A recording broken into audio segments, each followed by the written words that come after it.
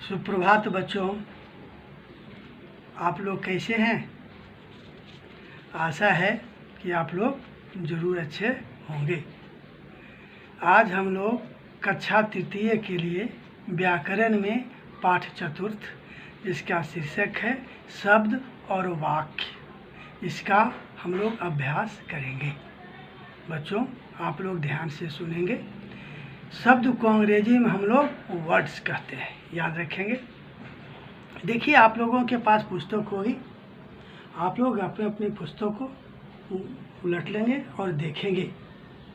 इसमें कुछ चित्र दिए गए हैं, तो देखिए नीचे दिए गए चित्रों को देखिए, पढ़िए तथा इसे समझिए। देखिए, सबसे पहला चित्र जो दिया गया है, उसके नीचे कुछ अक्षरों से बने हुए शब्द दिए गए हैं, है ना। जिसमें पहला में लिखा गया है रटम, यानी रटम।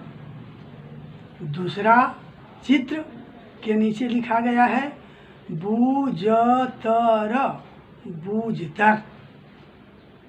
तीसरा चित्र के नीचे लिखा गया है गुलाब, गुलाब। चौथा चित्र के नीचे दिया गया है बादल, बादल। ऊपर दिए गए सभी शब्द वर्णों और मात्राओं के मेल से बने हैं।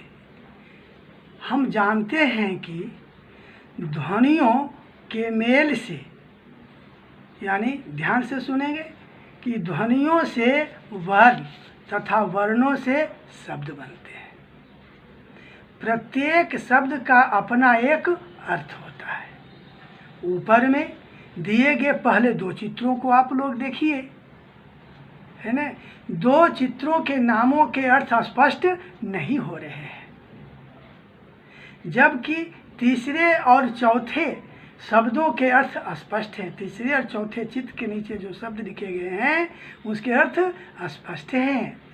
पहले दोनों शब्दों के वर्णों का क्रम सही न होने से उनके अपने अर्थ खो गए हैं, माने उसका अर्थ कोई स्पष्ट नहीं हो रहा है। यदि हम इन शब्दों को इस तरह से लिखें, अब देखिए, जैसे नीचे में लिखा हुआ है मटर, मटर, यानी रटम शब्दों को हम लोग यदि मटर लिखेंगे तो इसे पता चल जाएगा कि ऊपर में जो चित्र दिया गया है उसका अर्थ होता है मटर। दूसरा जो चित्र दिया गया है, उसके नीचे जो पहले लिखा हुआ था बूझतर, यानी बूझतर, यदि उसके स्थान पर हम लोग तरबूज, तरबूज लिखेंगे तो ऊपर दिए गए चित्रों का अर्थ स्पष्ट हो जाता है। तो वर्णों का क्रम सही होते ही इनके अर्थ स्पष्ट हो गए। अब आप समझ गए होंगे कि शब्द बनाते समय वर्णों का सही क्रम होना जरूरी है, जिससे शब्द का अर्थ स्पष्ट हो।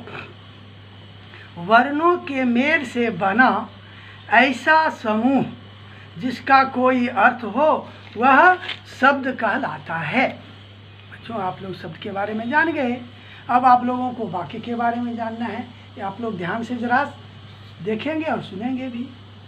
जिस प्रकार वर्णों के सही मेल से शब्द बनते हैं, जिस प्रकार से वर्णों के सही मेल से, यानी वर्णों के क्रम के सही मेल से शब्द बनते हैं, ठीक उसी प्रकार से शब्दों के सही मेल से क्या बनते हैं, तो वाक्य बनते हैं।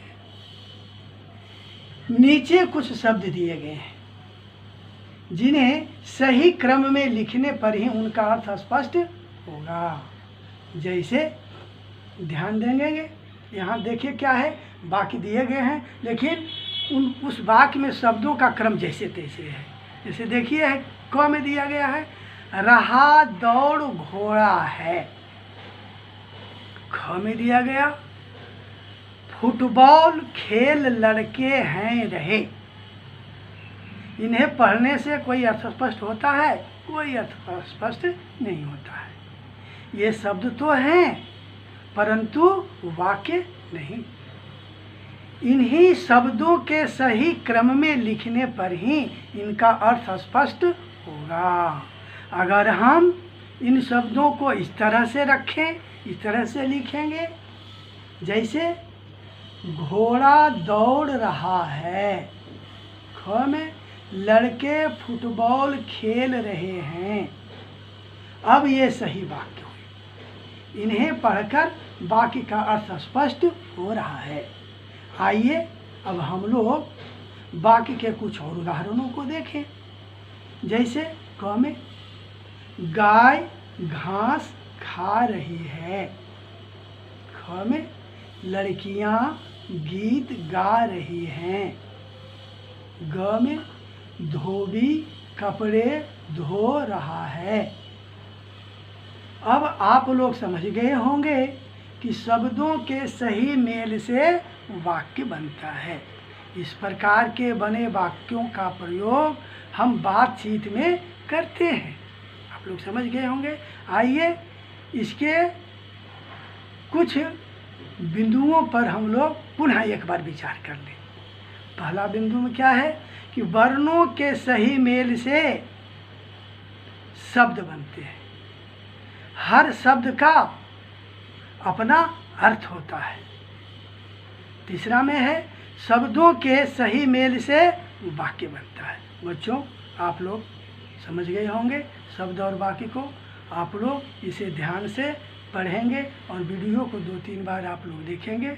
जो बच्चे इस चैनल को सब्सक्राइब नहीं किए हैं कृपया करके वे सब्सक्राइब करेंगे और लाइक भी करेंगे। जो बच्चे सब्सक्राइब कर दिए हैं वे सिर्फ लाइक करेंगे। धन्यवाद।